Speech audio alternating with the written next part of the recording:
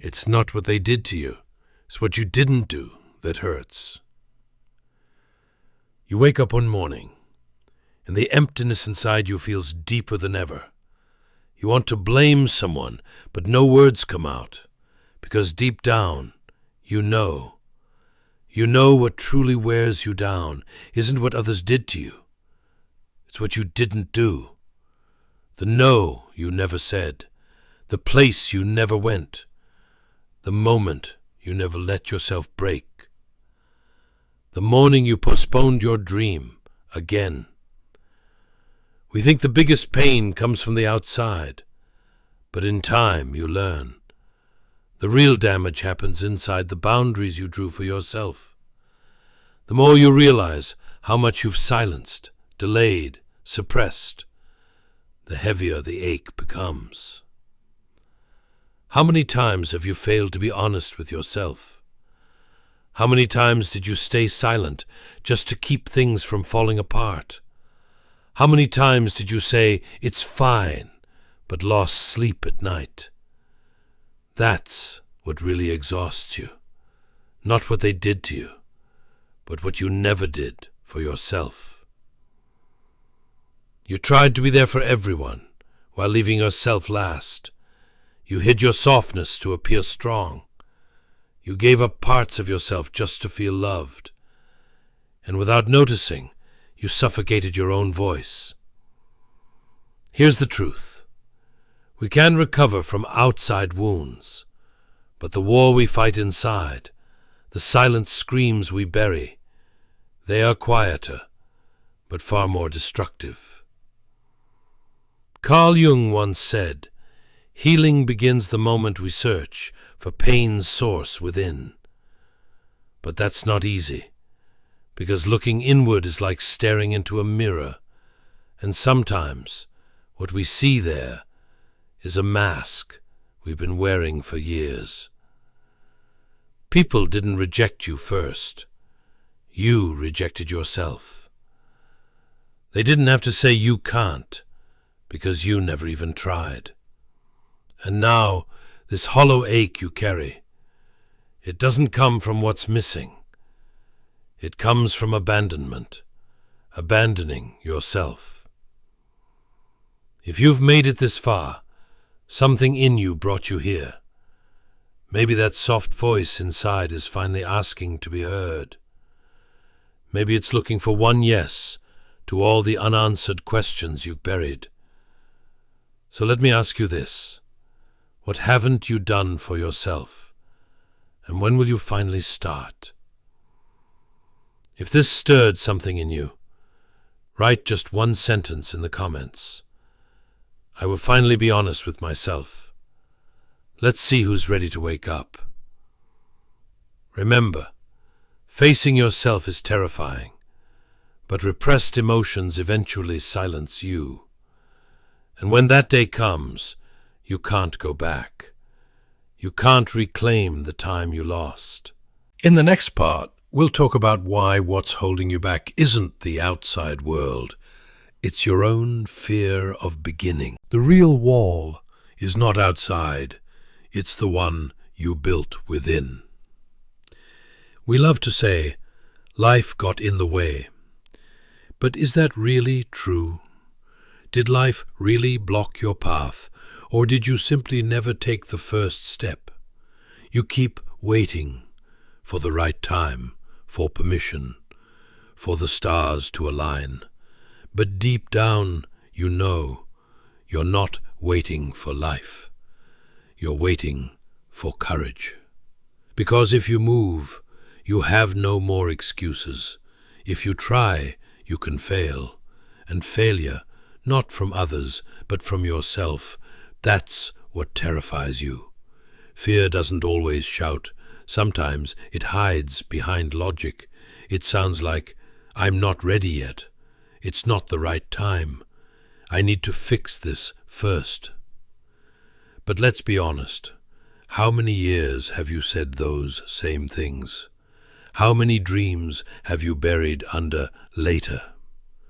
The truth is, fear wears 1,000 masks, but the most dangerous one is the voice in your head that sounds reasonable. You don't fear the world. You fear who you might become if you finally stop hiding. Because once you taste your own power, you can no longer blame anyone else. And that responsibility, it's not for the faint of heart. So I'm asking you now, not as a stranger on a screen, but as someone who's walked through the same fire. What would you do tomorrow if you weren't afraid? Really, what would you start, say, create, or walk away from if fear wasn't pulling the strings? If this question shook something loose inside you, type in the comments, "Fear won't lead my life anymore." Not for the likes, not for attention, but as a signal to yourself, a quiet promise that today you saw the mask and chose to take it off. Don't let another year pass wearing a story that doesn't belong to you. In the next part, we'll go deeper into the invisible contracts you made with the world, the roles you've agreed to play just to feel safe, and how breaking those silent agreements might just be the beginning of your real life. Let's keep going. The roles you never chose, but still played. You were never handed a script, but somehow you still learned your lines. Be nice. Be quiet. Don't take up too much space. Don't ask for more. Don't shine too brightly. Someone might feel uncomfortable. No one said these things out loud, but you heard them anyway, in how people reacted when you dared to speak, in the praise you got for staying silent, in the way love felt like a reward for being convenient. And without noticing, you signed an invisible contract, one that said, "I'll keep shrinking if it means you'll keep loving me." You weren't born small, you were taught to be. Every time you said what you really thought and got punished for it, you chipped away a little more at your own voice. Every time you were too much, too emotional, too loud, you learned to dim your light just to feel safe. And now, you walk around wearing a mask so long you forget it's not your skin. You say yes when you're screaming no. You laugh when you're dying inside. You stay when every part of you wants to leave. But here's the harsh truth. You didn't just do this to survive. You did it to be chosen, to be accepted, to be seen. And yet, in trying to be loved, you stopped loving yourself. The world never asked you to be real. It asked you to be functional. And you agreed. But functionality is not freedom. It's performance. And the cost of that performance? Your peace, your truth, your fire.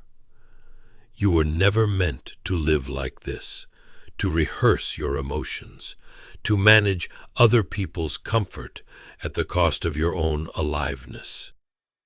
So now I'll ask you again, not as a challenge, but as a quiet invitation. Who are you when you're not trying to be liked?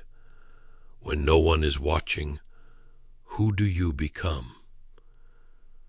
If those questions struck a chord, don't ignore them. Let them linger. Let them pull. And if you're ready to start peeling away the roles, drop this in the comments. I'm done playing the part. You don't owe the world your performance, but you owe yourself your truth. In the next part, we'll talk about something even harder, not what others took from you, but what you gave away.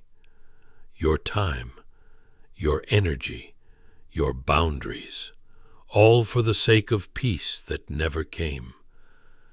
Get ready to reclaim what's yours. We continue soon. What you gave away without noticing.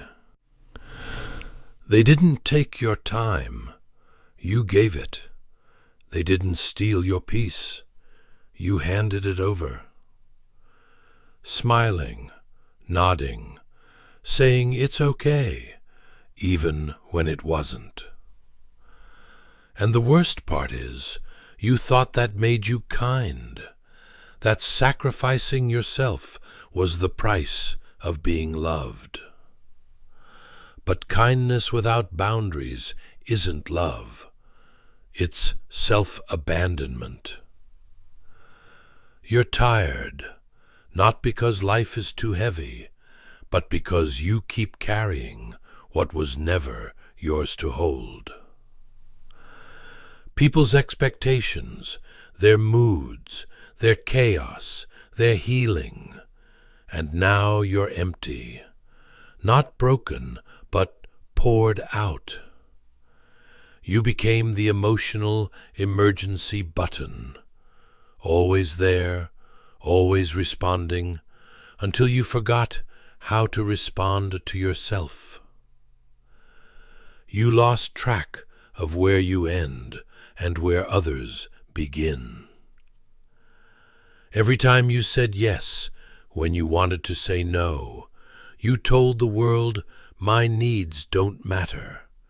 My time is negotiable. My peace can wait.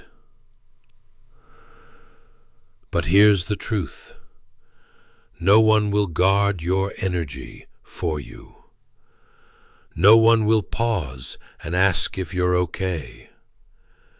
You have to be the one to stop, to say, enough. Not out of bitterness, but out of clarity.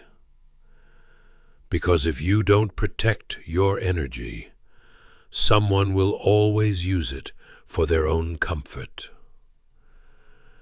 If you feel that exhaustion in your bones, that numb ache in your chest, it's not weakness. It's a signal. Your body begging you to come home. If you're ready to listen, write this in the comments. My peace is not negotiable. Let the world adjust to your boundaries, not the other way around. In the next part, we'll explore a power you've forgotten you had. Silence. Not as escape, but as sovereignty. Not to punish, but to preserve. Let's go deeper. Silence is not weakness, it's mastery. They told you silence is weakness, that being quiet means surrender, but they were wrong, because real silence, the conscious kind, is not emptiness, it's presence. It's the choice to no longer explain yourself, to stop proving, to stop performing. When you become silent, people get uncomfortable, not because they miss you, but because they lose control.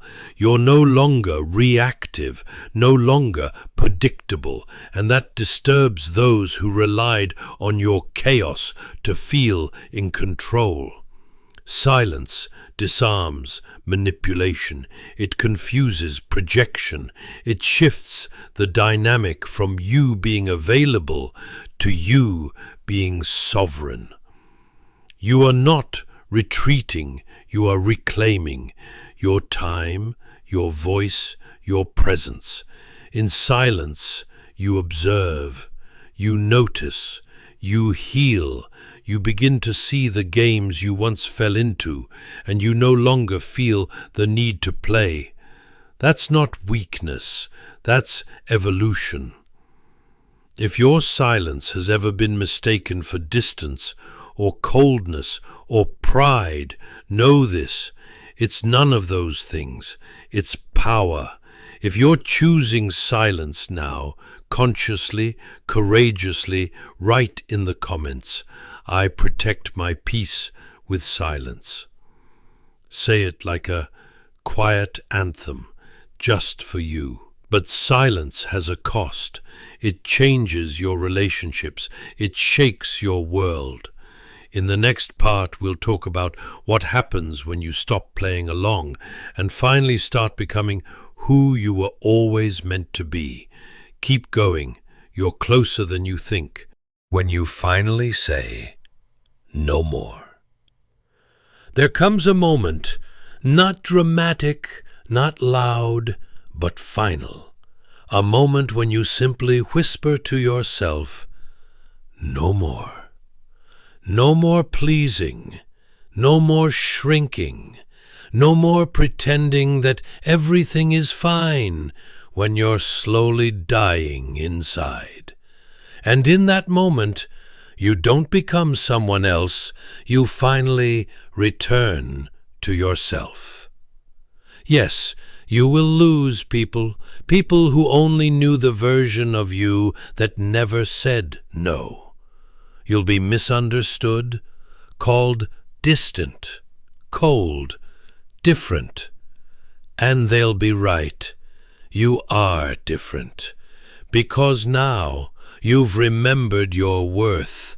And people who were only there for your silence won't know what to do with your voice. There's no going back to who you were. Because now, even if you tried to shrink, your soul wouldn't let you. You've tasted freedom. You've seen what it feels like to live without apology. And now, even your solitude feels sacred, because it's real. If you've felt this shift, if you're in the middle of this quiet rebellion, this silent awakening, comment below. I'm not going back. Let it be your line in the sand, the moment you stopped being available for anything that costs you your peace. In the final part, we'll talk about what comes next, the rebirth after the storm, the kind of life you start building when you finally stop waiting. Stay with me. The best part is coming. The loneliness of choosing yourself. When you choose yourself, you will feel alone, not because no one cares, but because most people only knew how to love the version of you that put them first. And when that version disappears, they pull away. It hurts, but it also reveals everything. Who was really there for you? Who loved you not for your silence, but for your soul? This kind of loneliness isn't emptiness, it's space. Space that used to be filled with noise, obligation, approval-seeking, emotional labor. Now it's just you, your thoughts, your truth, your heartbeat, and in that space you begin to rebuild, not fast, not loudly, but honestly. You no longer need to perform to be seen. You no longer need to shrink to be safe. You're learning to stand without applause. You won't connect with everyone anymore. That's the price of being real. But the few connections that remain, they're deeper, stronger, rooted in truth, not convenience. Because when you stop being everything to everyone, you make space to be something real for someone and for yourself. Look around. Who's still beside you after you chose your truth? If it's only a few, honor them. And if it's just you, honor that even more. Write in the comments, I choose myself even if I stand alone. That's not isolation. That's power. Next, we'll talk about something sacred, the moment when you stop surviving and start truly living. It begins now. Living without permission. You've spent years trying to be palatable, pleasant, acceptable, watering down your dreams just so they didn't make others uncomfortable. hiding your fire so no one felt burned. But here's the truth. You were never too much. They were just never ready. And you don't have to wait for them to catch up.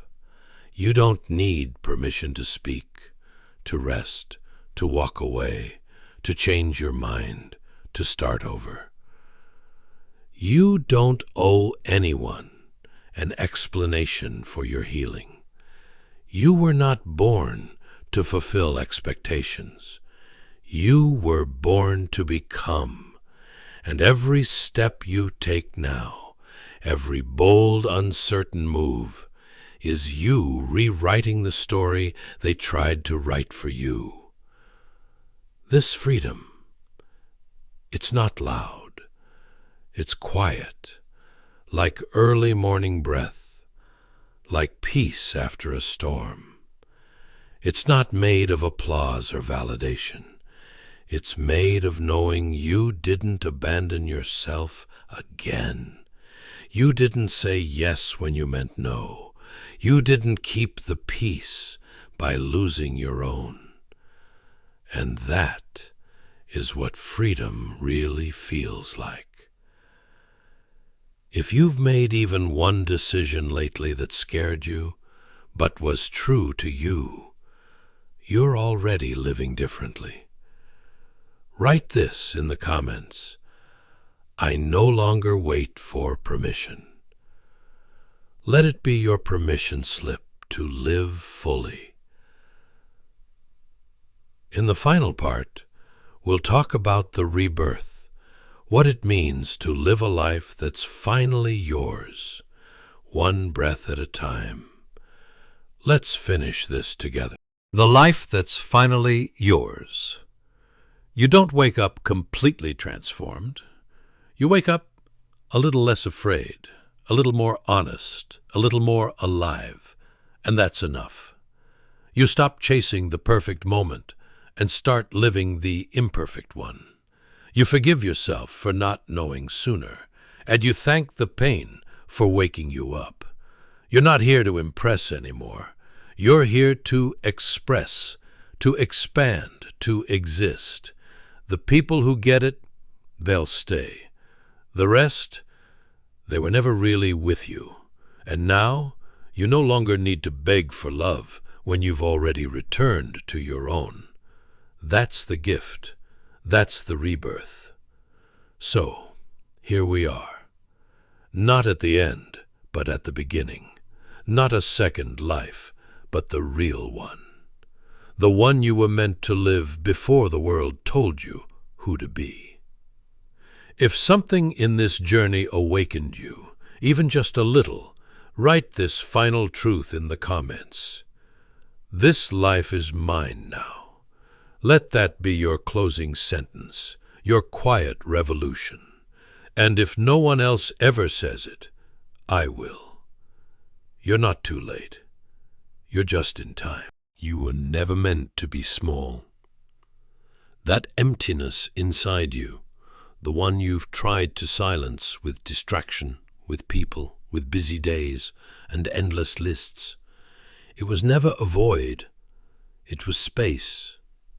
Space for the version of you were always meant to become. You weren't born to be manageable. You weren't made to stay quiet. You weren't designed to fold yourself into the comfort of others. You were meant to burn, to blaze, to become a living reminder that it's okay to live out loud. They told you to chase success, but they didn't tell you how empty it feels when success costs you yourself. So you're not chasing anymore. You're remembering your voice, your fire, your depth, your edges, because the goal isn't to become impressive, it's to become whole. The real you, not the edited version, not the pleasing version, not the polite, polished mask. You. If you've ever wondered whether it's too late to begin again, hear this: it's not. As long as there's breath in your body, you can return to your truth. You can reclaim the life you placed on the shelf for the sake of fitting in. This isn't about starting over. It's about finally starting as you. If something deep inside you is stirring right now, if your chest feels a little heavier but also a little freer, leave this final truth in the comments. I will never shrink again. Say it for the version of you that stayed quiet too long. Say it for the life you are finally ready to live, and say it for the future that begins the moment you stop apologizing for who you really are.